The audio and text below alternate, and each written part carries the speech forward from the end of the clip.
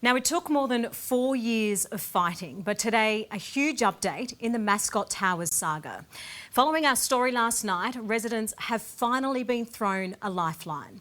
But the nightmare is not over for everyone. Hannah Sinclair has been following the story and joins me now. Hannah, this afternoon there's been a major development. What's happened? Yes, Dimity, there has. Dozens of residents from Sydney's doomed Mascot Towers have today met with New South Wales Building Commissioner David Chandler to discuss a proposal which would allow them to finally walk away from their apartments with no debts.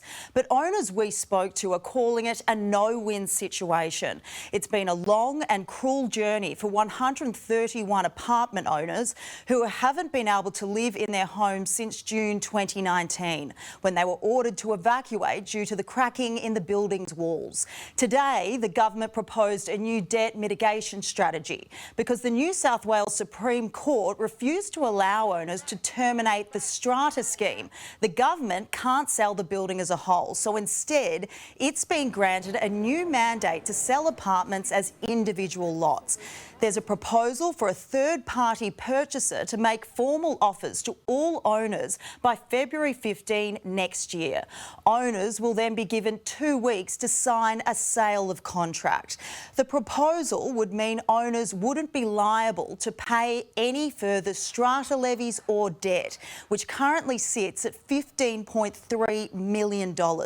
Hypothetical calculations by the government put the offer price for the smallest apartments as low as $133,500. For owners who still have mortgages to pay off, the Building Commission is also negotiating with banks to get rid of those debts. This is the best offer on the table. We take this offer or you will never receive any assistance going forward ever again. The government will never get involved again. I get to walk away from a very sad and sorry mess that has been mentally draining me for the 5th Christmas in the row now. Well, this is a win for some. What does it mean for residents who had paid their property outright or had significantly paid down their mortgage? Well, Dimity, those residents could still get the small offer price, but effectively the equity they would have built up in their properties is gone. And there is a catch to this government proposal. It may not go ahead unless at least 75% of owners choose to sell. The government will be speaking to all of them over the coming days and early next year.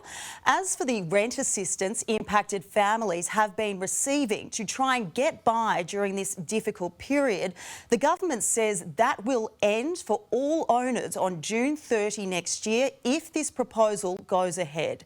Rachel Williams says she's gutted and the impact the ordeal has had on her family has been devastating.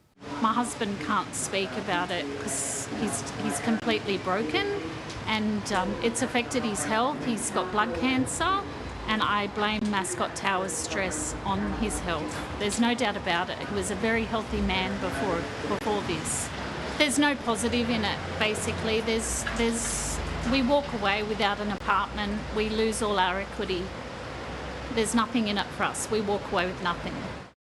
And Hannah, doesn't this proposal open the door for residents of other defective buildings to effectively, demand government help?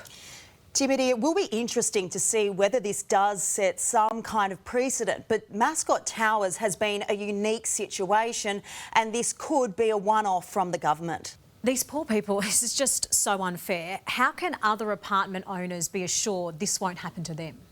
Well, Dimity, the sad fact is it doesn't seem like they can be. The government certified Mascot Towers. It gave residents the green light to buy their homes. But as we've seen, property owners have basically been left to work it out for themselves until now. But as Rachel and Matthew said, this is finally a way to put an end to the burden. Gosh, your heart just breaks for them. Hannah, thank you. Thanks.